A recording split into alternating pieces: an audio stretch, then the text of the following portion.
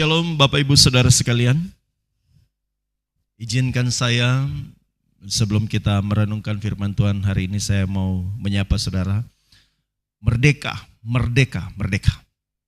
Hari ini adalah hari kemerdekaan Republik Indonesia dan kita percaya sebagai warga negara yang baik tentunya kita bersyukur karena Tuhan tetap menolong kita dan melindungi kita semua, karena kita ada dalam negara yang dalam pemeliharaan Tuhan.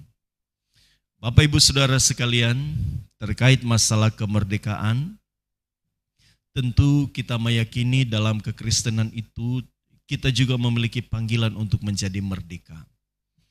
Kemerdekaan kita adalah kemerdekaan yang dikerjakan oleh Allah sendiri melalui pengorbanan Kristus di kayu salib. Kemerdekaan itu menjadi bagian kita. Sehingga panggilan menjadi orang merdeka sebenarnya bukan karena keinginan kita, tetapi itu adalah bagian dari rencana Allah. Di mana ketika kita atau manusia jatuh dalam dosa, manusia kita itu tertawan, saudara. Kita itu menjadi tawanan kuasa kegelapan, menjadi tawanan kebinasaan. Setiap orang yang terbelenggu oleh dosa akan berakhir di pembantaian, akan berakhir di kebinasaan. Tetapi syukur bagi Allah kita, karena kasih-Nya yang besar, Dia memberikan kita kemerdekaan, Dia memberikan kita kemenangan, Dia memberikan kita kebebasan. Di mana kebebasan itu membawa kita kepada pengharapan. Kita memiliki pengharapan bahwa kita akan menikmati kehidupan kekal. Di mana dahulu ketika kejatuhan manusia itu hilang, saudara. Kita tidak memiliki pengharapan sama sekali. Manusia dengan segala daya upayanya pun tidak akan pernah bisa meraih keselamatan. Tetapi anugerah di dalam Kristus Yesus membuat kita menjadi orang-orang yang layak untuk bisa menikmati kerajaan surga. Sehingga kita dimerdekakan, saudara. Jadi kita dimerdekakan. Allah yang telah mengerjakan kemerdekaannya itu bagi kita. Jadi kekristenan kita itu adalah kehidupan yang seharusnya berjalan dalam kebebasan. Di mana bukan bebas melakukan dosa, saudara. Tapi dalam kebebasan itu kita mengerti bahwa Allah kita mau menjalani hidup untuk menjadi hamba-Nya. Itu kita menjadi tawanan roh. Kita sudah bukan lagi menjadi tawanan kuasa kegelapan, tapi kita menjadi tawanan roh. Jadi kemerdekaan yang sesungguhnya adalah ketika kita hidup sesuai dengan kehendak Allah. Ada dua hal yang ingin saya berikan bagi saudara terkait masalah kemerdekaan. Bagaimana kita bisa mengalami kemerdekaan sejati? Hal yang pertama, saudara, dalam Galatia pasal 5 ayat yang pertama. Dalam Galatia pasal 5 di ayat yang pertama.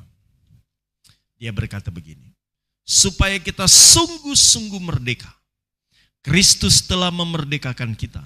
Karena itu berdirilah teguh dan jangan mau lagi dikenakan kuk perhambaan. Artinya ketika dulu manusia yang terbelenggu oleh dosa mengikuti keinginan-keinginan hawa nafsu. Kita terbelenggu oleh dosa. Tetapi ketika kita dimerdekakan dalam Kristus, jangan mau lagi diperhamba oleh dosa. Artinya kemerdekaan yang sejati adalah kehidupan yang tidak lagi diperhamba oleh dosa. Oleh karena itu ketika kita terpanggil untuk menjadi orang percaya, tanggung jawab kita harus menjaga hidup kita agar tidak lagi diperhamba oleh dosa. Kita telah merdeka, saudara. Dan kemerdekaan itu harus diaplikasikan dalam kehidupan yang tidak lagi diperhamba oleh dosa. Saudaraku, akan ada perbedaan antara jatuh dalam dosa dan menjadi hamba dosa. Jatuh dalam dosa itu adalah kondisi, situasi yang sering terjadi bukan karena kesengajaan, tetapi itu sering terjadi karena ada kelemahan-kelemahan tertentu. Sehingga kita bisa mengalami kejatuhan. Orang percaya bisa jatuh dalam dosa, tetapi bukan menjadi hamba dosa. Kejatuhan itu pun membuat kita bisa semakin sadar dan semakin terus membenahi diri. Tetapi kalau orang menjadi hamba dosa, saudara, dia menikmati dosa. Saya sering memberikan ilustrasi, ibaratnya ayam dengan itik. Kalau ayam jatuh ke sungai, maka dia dengan segala daya upaya, dia akan mencoba untuk cepat keluar. Karena dia tahu bahwa akan sangat membahayakan ketika dia tetap ada di sungai.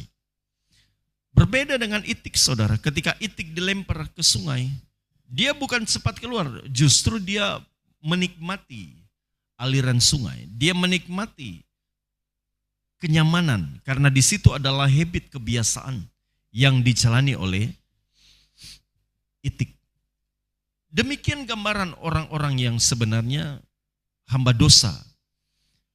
Kalau kita orang percaya mengalami kejatuhan, itu seharusnya menjadi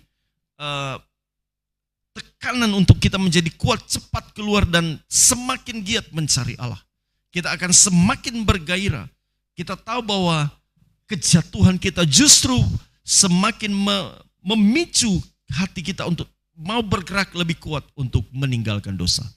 Tetapi orang yang menjadi hamba dosa, mereka yang menikmati dosa, saudara. Tidak ada dalam hati mereka gairah untuk meninggalkan dosa. Tidak ada dalam hati mereka seperti teguran-teguran untuk sadar dan meninggalkan dosa. Mereka menikmatinya, saudara. Dalam kesenangan mereka menikmati dosa. Bahkan mereka terlalu percaya bahwa Allah itu setia, akan mengampuni dan akan mengerti keberadaannya. Saudaraku yang kekasih, ini yang banyak keliru di kalangan orang Kristen. Merasa bahwa Allah itu kasih sehingga Allah bisa terus memberikan kesempatan untuk bisa mengampuni. Jadi bikin dosa terus, mereka percaya Allah itu pengasih. Dia telah mengasihi, dia telah mengampuni dosa. Dan seolah-olah tidak masalah jika lo bikin dosa, karena nama sudah tercatat di buku kehidupan. Ini salah, saudara. Jadi ada perbedaan sebenarnya. Kalau orang jatuh dalam dosa, orang yang merasa bahwa hidupnya telah dimerdekakan oleh Tuhan, seharusnya dia menggeliat untuk cepat keluar dan mau meninggalkan dosa dan mau terus berjuang melangkah lebih jauh meninggalkan dosa. Tapi kalau orang menjadi hamba dosa, saudara, dia akan menikmati dosa itu, bahkan cenderung tidak bertobat. Jadi saudaraku yang kekasih, kemerdekaan yang sejati adalah mereka yang terus menggeliat untuk meninggalkan dosa. Kita tidak lagi diperhamba oleh dosa. Orang yang mengalami kemerdekaan sejati tidak lagi diperhamba oleh dosa. Tidak ada lagi gairah-gairah hawa nafsu yang menguasai, saudara. Kalaupun ada, dia berjuang untuk menang dari setiap hawa nafsu. Demikian adanya seharusnya kehidupan orang yang dimerdekakan oleh Kristus. Selanjutnya, kemerdekaan sejati itu adalah mereka yang dipimpin oleh Roh. 2 Korintus pasal yang ketiga. 2 Korintus pasal yang ketiga. Di ayat yang ke-17. Saya baca bagi saudara. 2 Korintus pasal 3 di ayat yang ke-17. Sebab Tuhan adalah roh, dan di mana ada roh Allah, di situ ada kemerdekaan. Kalau saudara mau benar-benar mengalami kemerdekaan sejati, dalam kekristenan, kemerdekaan itu harus ada di dalam roh. Saudara harus hidup dalam roh. Artinya, kuatkan kehidupan roh saudara. Di Galatia dikatakan begini, saudara, bahwa hiduplah dalam roh, maka saudara tidak akan mengikuti keinginan daging. Artinya kalau setiap orang hidup dalam roh, menguatkan kehidupan rohaninya, maka dia tidak akan mengikuti kedagingan. Tetapi kalau orang hidup di dalam daging, kemungkinan besar rohnya mati. Jadi prinsipnya kita tidak akan pernah bisa dan mampu melawan kedagingan kita. Daging kita ini terlalu kuat mengikat, melekat dalam diri kita. Bagaimana bisa melepaskan diri dari kedagingan? Hidup dalam roh. Artinya saudara harus bergumul untuk bertumbuh. Saudara harus bergumul untuk mengalami Tuhan setiap hari. Hidup di dalam roh. Semakin giat mencari Allah, roh semakin diperkuat. Ketika roh semakin diperkuat, maka daging semakin lemah. Kita mengikuti kehendak Allah.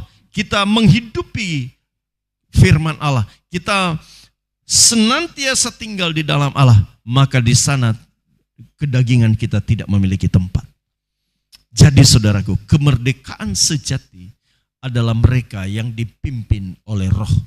Jadi saudaraku, biarlah kita minta terus perkenanan Tuhan. Agar rohnya memimpin hidup kita. Kita dikuatkan terus setiap hari. Melalui doa yang kita naikkan. Itu akan menguatkan roh kita. Kita meminta Tuhan menolong hari lepas hari perjalanan iman kita. Agar kita menjadi umat-umat yang benar-benar merdeka dan sempurna dalam kemerdekaan. Dan percayalah, tidak hanya sekedar bangsa ini yang merayakan kemerdekaan. Tetapi secara pribadi dalam kekristenan kita mengalami kekristenan yang sejati, di mana Allah memerdekakan hidup kita. Ketika kita tidak diperhamba lagi oleh dosa melalui Kristus, kemudian kalau kita terus dipimpin oleh roh. Tuhan memberkati kita semua. Amin.